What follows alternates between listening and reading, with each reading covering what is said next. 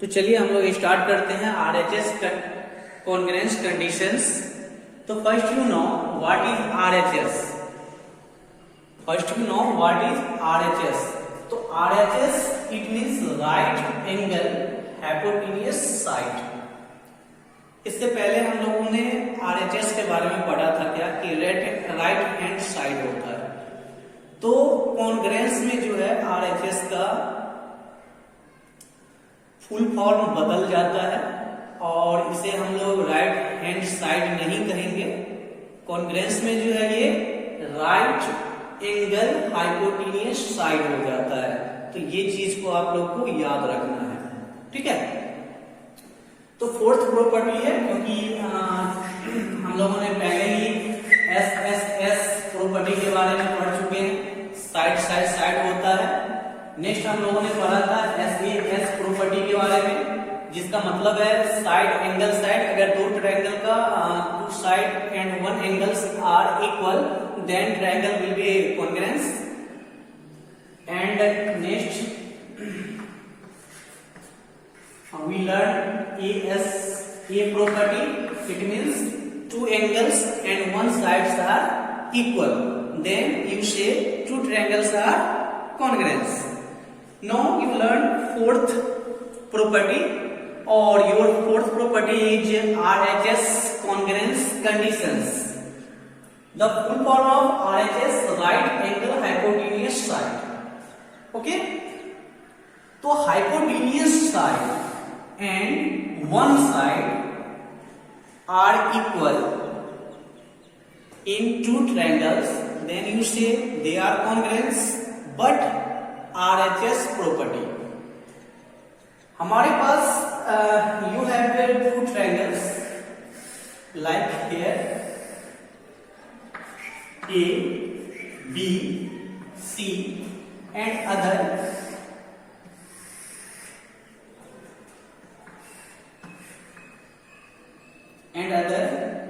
D, E, F. So we have two triangles ABC and DEF. Now you see here D is 90 degree, B is 90 degree because they are right angle triangle. आप लोग पहले भी पढ़ चुके हैं कि right angle triangle होते हैं, क्योंकि ट्रायंगल भी basis of angle according to angle जो है ट्रायंगल को हम लोग 3 पार्ट्स में बांटते हैं, अकॉर्डिंग टू एंगल। और एंगल के अकॉर्डिंग हम लोग बांटते हैं तो उसमें क्या हो जाता है, acute angle triangle, obtuse angle triangle और एक आपका राइट एंगल ट्रायंगल होते हैं अकॉर्डिंग टू एंगल। जब हम लोग ट्रायंगल का पार्ट्स बताते हैं तो यहाँ पर हमने दो राइट एंगल ट्रायंगल हमने बनाया जिसका नाम है ABC और DEF। अब हमें ये दिखाना है कि ये दोनों ट्रायंगल एक दूसरे का कॉन्ग्रुएंस है। तो कॉन्ग्रुएंस होने के लिए इसके पास क्या होना चाहिए, हाइपोटेन्यूज होना चाहिए और साथ में एक साइड भी इक्वल होना चाहिए। तो हाइपोटेन्यूज होना चाहिए, इट मींस आप लोग जब चैप्टर 15C पढ़े थे तो उसमें चैप्टर 15 ट्रायंगल वाला चैप्टर जब आप लोगों ने पढ़ा था तो उसमें आप लोगों को बताया गया था कि ये जो लॉन्गेस्ट साइड होते हैं राइट एंगल ट्रायंगल के पास, इसको हम लोग हाइपोटेन्यूज कहते हैं और एक साइड को हम लोग बेस कहते हैं और एक को हाइट कहते हैं, ठीक है। एक को बेस और एक को हाइट कहते हैं। या तो आप इसे बेस कह सकते हैं या इसे हाइट कह सकते हैं। बेस और हाइट में कोई डिफरेंस नहीं होता है, दोनों में से कोई भी हम ले सकते हैं। या तो हम इसे बेस मान सकते हैं या इसे बेस मान सकते हैं, लेकिन हाइपोटेन्यूज हमेशा लॉन्गेस्ट साइड होते हैं। तो RHS कंडीशंस में क्या होता है कि हाइपोटेन्यूज साइड हमारा इक्वल होना चाहिए। पहला कंडीशन ये है कि किसी भी कंडीशन में क्वेश्चन में हमारा जो है वो AC जो है वो DF का इक्वल गिवन होगा, दिया हुआ रहेगा कि ये दोनों इक्वल है, या तो कॉमन साइड हो या डायगोनल हो, लेकिन ये हर कंडीशन में दिया रहेगा कि ये हाइपोटेन्यूज जो है वो एक दूसरे का इक्वल है, पहला चीज। और दूसरा, कोई भी एक साइड, जैसे कि हम बेस ले लेते हैं कि इसका बेस और इसका बेस, ये दोनों ही एक दूसरे का इक्वल है। तो बेस और हाइपोटेन्यूज हमारा कंडीशंस क्या कह रहा है आरएचएस में, कि आरएचएस ट्रायंगल जब भी होगा और आरएचएस प्रॉपर्टी में जब आएंगे कॉन्ग्रुएंस में, तो आरएचएस ट्रायंगल में तो 90 डिग्री, ये तो फिक्स है कि 90 डिग्री का एक एंगल होगा ही, ये चीज तो हम लोग जानते ही है कि 90 डिग्री का एक एंगल होना ही है। तो ये तो राइट एंगल ट्रायंगल है तो 90 डिग्री का एंगल होगा। अब हम ये कभी भी ये नहीं कह सकते हैं कि ये राइट एंगल है और इसमें 90 डिग्री का एंगल है, इसलिए ये दोनों जो है आरएचएस से प्रूफ हो जाएगा। कुछ लोग ऐसे करते हैं क्या कि बोलते हैं देखिए यहाँ पे 90 डिग्री है और यहाँ भी 90 डिग्री है, यानी ये राइट एंगल ट्रायंगल है, इसलिए मैं इसे आरएचएस से प्रूव कर देता हूँ। ऐसा नहीं होता है। हम लोग क्या करेंगे, हाइपोटेन्यूज को देखेंगे कि ये दोनों ट्रायंगल का हाइपोटेन्यूज इक्वल है या नहीं है, और एक कोई भी साइड, या तो हम बेस देख लेंगे कि ये बेस इक्वल दिया हुआ है या नहीं दिया हुआ है, गिवन है या नहीं है, और या तो बेस देख लेंगे या हाइट देख लेंगे कि ये हाइट दिया हुआ है या नहीं। तो अब हम इस दो ट्रायंगल में देख रहे हैं, तो you right in triangle ABC and triangle DEF, in triangle ABC and triangle DEF, you see AC equal to DF. It is given side and it is also hypotenuse, and BC equal to, you see there, BC equal to EF. It is also given in this questions, given side, and angle B equal to angle E equal to 90 degree. It is also given 90 degree. So from, you write here, from RHS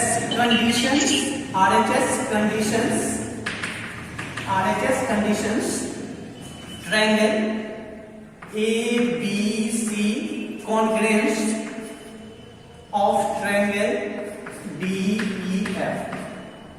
So you learn in here RHS property. So in RHS property, one hypotenuse and one sides are given are equal. Then you say these two triangles are congruent if their hypotenuse and one sides are equal, and one angle is also 90 degree. So you have only fourth property. It is also say conditions, property और condition. आप लोग दोनों में से कोई भी एक use कर सकते हैं, या तो कंडीशन कह सकते हैं या प्रॉपर्टी कह सकते हैं कि इस प्रॉपर्टी से ये कॉन्ग्रुएंस होगा, या ये कह सकते हैं कि इस कंडीशन से ये जो है सो कॉन्ग्रुएंस होगा। तो ये हम लोगों ने आज आरएचएस के बारे में सीखा कि ये आरएचएस कॉन्ग्रुएंस क्या होता है। तो सिंपल है, मैं एक बार और रिपीट कर देता हूँ कि आरएचएस में क्या होता है, हाइपोटेन्यूज एक दूसरे का इक्वल होता है, और कोई भी एक साइड या तो हाइट या बेस में से कोई एक इक्वल होगा, और हम लोग जानते हैं कि आरएचएस है तो एक एंगल 90 डिग्री का होगा ही। तो ये तीन चीज हमें चाहिए था, और ये तीन चीज हमारा जो है वो ये दोनों ट्रायंगल में फुलफिल हो रहा है। तो ये ट्रायंगल जो है क्या हो जाएगा, कॉन्ग्रुएंस हो जाएगा। अब एक बच्चे ने हमसे पूछा कि सर सीपीसीटी क्या होता है। तो सीपीसीटी के बारे में हम लोग इसी चैप्टर में आगे पढ़ेंगे। ये सीपीसीटी का मतलब ये होता है कि ये दोनों ट्रायंगल को हम लोगों ने यहाँ पर क्या किया, कॉन्ग्रुएंस कर लिया। पहले ही हमने कॉन्ग्रुएंस कर लिया। अब अगर हम ट्रायंगल को कॉन्ग्रुएंस कर लेते हैं और हमसे क्वेश्चन पूछ रहा है क्या कि प्रूव कीजिए या प्रूव कीजिए कि ये जो एंगल डी है, हमें ये पूछते हैं कि एंगल डी जो है वो एंगल ए का इक्वल है, ये हमको प्रूव करना है, ये हमको प्रूव करना है। तो अगर ये हमें प्रूव करना है कि एंगल डी जो है एंगल ए का इक्वल है, तो ये किस कंडीशंस में होगा, जब पहले हम इस दोनों ट्रायंगल को कॉन्ग्रुएंस कर लेंगे। और कॉन्ग्रुएंस जब कर लेंगे तो ये सीपीसीटी, इसके बारे में हम लोग आगे भी पढ़ेंगे। वैसे सीपीसीटी का फुल फॉर्म होता है corresponding parts of the congruent triangle, कि जब कभी भी दो ट्रायंगल कॉन्ग्रुएंस होगा,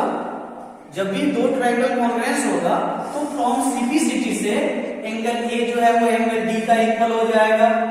जैसे कि आपको ये नहीं दिया हुआ है कि ये साइड ए बी जो है, ये साइड ए बी जो है वो डी का इक्वल हो जाएगा, तो ये दिया हुआ नहीं है, लेकिन जब हमारा ट्रायंगल कॉन्ग्रुएंस हो जाएगा तो फ्रॉम सीपीसीटी से ये ए बी जो है वो डी का भी इक्वल हो जाएगा।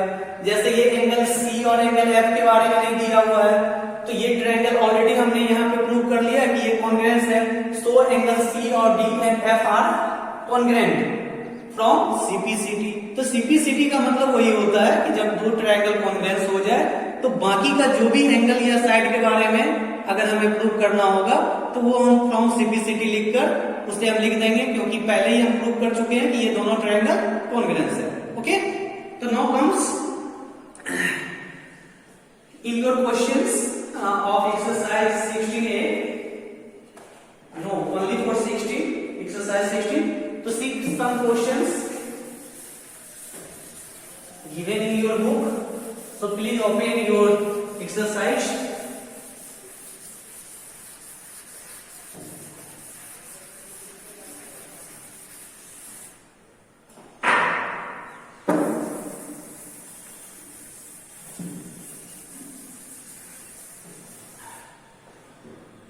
So you see in first question, your exercise 16, first question, state the corresponding between the vertex, side and angles of the flowing parts of the congruent triangle. You have given question triangle AB and C, ABC congruence, triangle EFD, triangle EFD. You have two triangles ABC and triangle EFG. So it is also congruence. So that their sides, angles and vertex are equal. So how to solve this question? So I think first you make two triangles. First A, B, C and other D, E, F. You have two triangles and also they are congruent in given question. हमारा पहले ही question में ये दे दिया कि ABC और triangle EFG जो है वो कॉन्ग्रुएंस है। तो कॉन्ग्रुएंस है तो हम पहले एंगल में आते हैं, पहले हम किसमें आते हैं, एंगल में आते हैं कि यहाँ जो एंगल्स है, ये एंगल्स A जो है, एंगल्स A जो है वो एंगल्स D का इक्वल होगा, एंगल D का इक्वल हो जाएगा, पहला एंगल हो गया। दूसरा एंगल B जो है, angle B equal to angle E and also third angle C, angle C equal to angle F. So these three angles are equal because two triangles are congruent. Now comes on sides. According to sides, so you see here side AB equal to side BE. Now again side BC equal to side EF and side AC नहीं लिखेंगे, क्या करेंगे, direct answer आप लोग नहीं लिखेंगे। मैं एक बार और रिपीट कर देता हूं, जब भी दो ट्रायंगल कॉन्ग्रुएंस होगा तो एंगल ए जो है वो एंगल डी का इक्वल हो जाएगा, एंगल बी जो है वो एंगल ई का इक्वल हो जाएगा, एंगल सी जो है वो एंगल एफ का इक्वल हो जाएगा। और जहां तक साइड का सवाल है तो साइड ए बी जो है वो डी का इक्वल हो जाएगा, बीसी जो है वो ई एफ का इक्वल हो जाएगा और साइड ए सी जो है वो डी एफ का इक्वल हो जाएगा। वर्टेक्स की अगर हम बात करें तो वर्टेक्स में एंगल ए जो है वो डी का इक्वल होगा, एंगल बी जो है वो ई का इक्वल होगा और वर्टेक्स ए जो है वो डी का, बी जो है वो ई का इक्वल होगा और सी जो है वो एफ का इक्वल होगा। तो now comes on second questions. Your second questions, you have two triangles are given in the questions.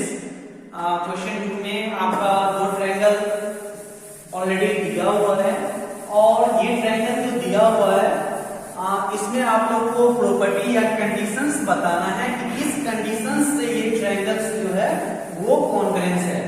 तो सिर्फ आपको प्रॉपर्टी बताना है, लेकिन प्रॉपर्टी बताने के लिए भी आप लोग डायरेक्ट यूज नहीं करेंगे, पहले इस क्वेश्चन को बनाएंगे। आपके पास क्वेश्चन 2 है। सबसे पहले मैं पिक्चर ड्रॉ कर लेता हूं। हमारे पास दो ट्रायंगल है, नेम है, सी है, ए है और बी है, और दूसरा बी है,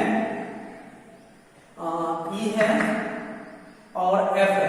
तो यहां हम देख रहे हैं क्या कि ये साइड इस साइड का इक्वल है, एंगल सी जो है वो एंगल ई का इक्वल है। चलिए, और नेक्स्ट एसी जो है वो आपका डीई का इक्वल है। तो देखिए, जब भी ट्रायंगल को कॉन्ग्रुएंस करना होगा तो हमारे पास में 3 चीज की होना जरूरी है। ये 3 चीज क्या है? एंगल होना चाहिए, साइड होनी चाहिए, ठीक है, और ये भी 3 होनी चाहिए, उसके बाद ही कोई भी ट्रायंगल कॉन्ग्रुएंस होता है। तो आप यहां देख रहे हैं इस क्वेश्चन में, सबसे पहले आप इस क्वेश्चन में देखिए कि ये सिंबल जो होता है ना वो एंगल के लिए इंडिकेट किया जाता है।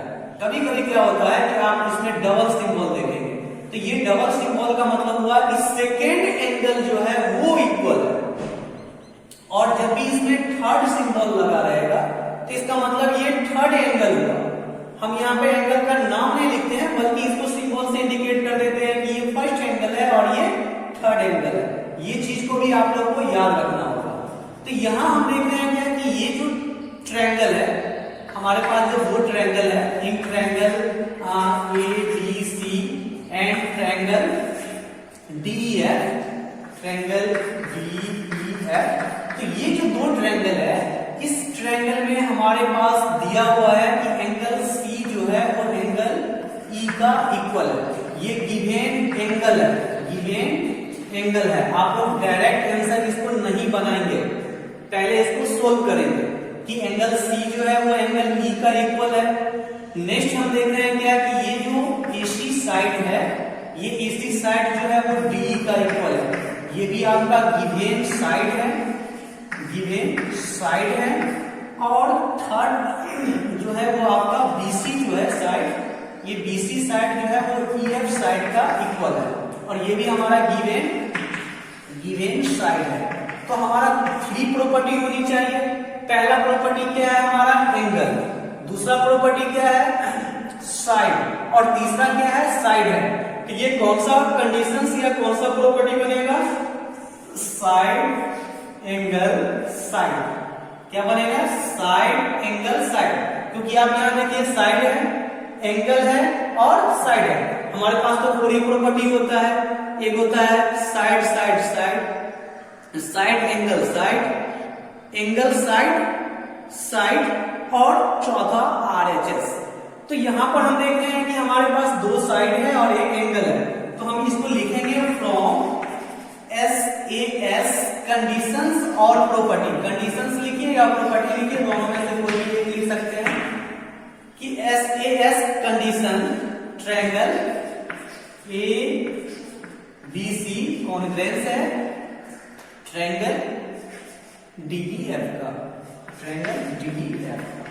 तो ये चीज लिखना जरूरी है। डायरेक्ट आंसर नहीं लिखेंगे कि ये SAS ट्रायंगल से कॉन्ग्रुएंस हो जाएगा, ये चीज आपको SAS प्रॉपर्टी से कॉन्ग्रुएंस हो जाएगा, ये चीज नहीं लिखना है।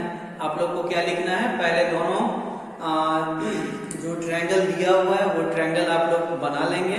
बनाने के बाद इसमें कौन सा एंगल या साइड एक दूसरे का इक्वल दिया हुआ है वो भी आप लोग बना लेंगे, और उसके बाद वो कंडीशंस लिखेंगे कि किस कंडीशन से ये दोनों ट्रायंगल कॉन्ग्रुएंस है। ओके, तो क्वेश्चन 2 आप लोग डायरेक्ट नहीं बनाइएगा। ये बहुत ही अच्छा चैप्टर है, अगर ढंग से नहीं पढ़िएगा तो 9th-10th में आपको बहुत सारे प्रॉब्लम होंगे, और 9th-10th में जाके फिर ये स्टार्टिंग कीजिएगा तो और भी दिक्कत होगा। तो 7 में अगर बेस्ट वे से अगर पढ़ लेते हैं तो आपके लिए बहुत ही अच्छा रहेगा, ठीक है, क्योंकि मुझे पता है कि ये चैप्टर बहुत ही इंपॉर्टेंट है आप लोगों के लिए।